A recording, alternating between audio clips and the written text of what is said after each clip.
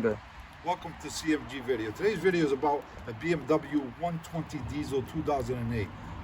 The reason why I'm making this video is because I'm replacing the rear axles due to the ABS error message which I'm getting. So I decided to replace it with new axles because replacing the rings will still leave the old axles out, and you don't know how good the rings will be onto the axle. So I found some axles, and I will put the link to where I purchased them for about 109 pounds, and so it's worth. The car's got 180,000 miles, so I figure I replace them with new axles. And I also bought 4 new sensors and bolts to go with it. So I'm going to try to make this video quick. So let's get started. So the first thing you want to do is take out the wheel, and you're going to take out this nut. Mine, as you can see, that the nut was rusted in there, so I have to cut it and use a chisel to get it to turn. So I'm going to replace the nut anyway. The new axles come with a nut, and then I can pop this out. I looked around and I couldn't find the right spec, but I bought a couple of long 12-point sockets, and it's a 30 mil. Fits on there perfectly to turn it now or to tighten it after. There's really no need.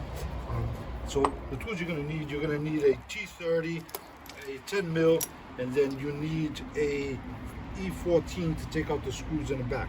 So first, like I said, you take out the wheel, real simple. Take out the wheel, take out this nut, and just leave it in there, because I'm going to top it out like this and just give it a couple of good whacks, and it should pop out. So I'm going to take the phone now. I'm going to show you the screws that you have to take out. So let me get under there. Bear with me. So the screws that you got to take out, as you can see, and it's the same for both sides. Oops, sorry about that. And so there's the screws up there. As you can see, I've already taken them out. There's 6 screws there, and that's the E14.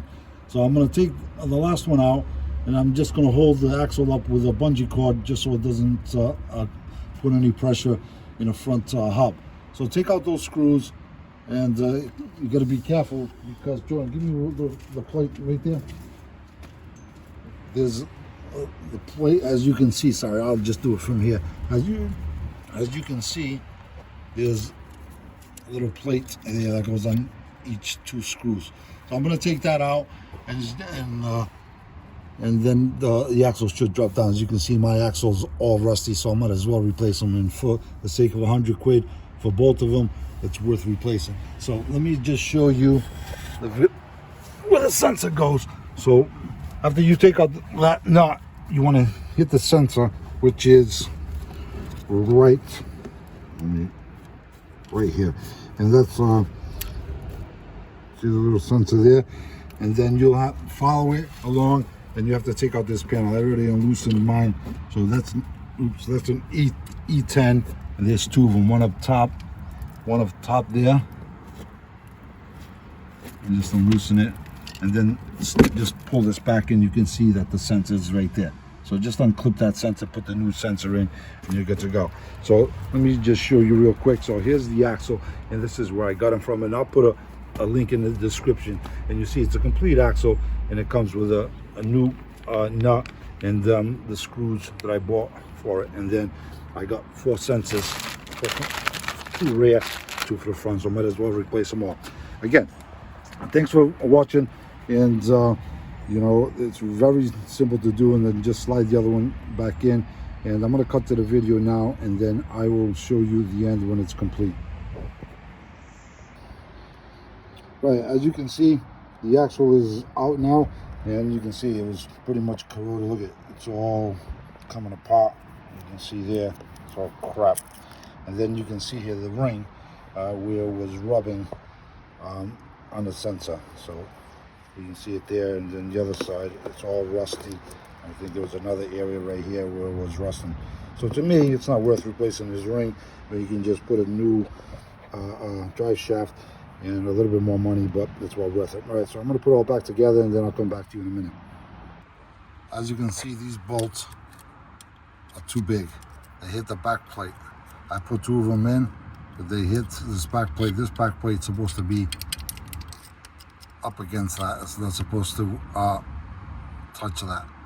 So I'm going to take it out again and put the old bolts in, because this doesn't look right. It's, for some reason or another, it just seems like even this drive shaft, it seems like it's short. Hopefully it's the right one for this car. Right, so we're finished now. As you can see, I put the bolt on. Just a recap here. This bolt is M24. It's torqued to 240 Newton meters. And then the ones in the back of the axle there, those are torqued to 70 Newton meters. Those are M10 bolts. So those are torqued to 70 Newton meters. Again, thanks for watching the video. Subscribe and like, and check out some of my other videos. Until the next one, see you soon.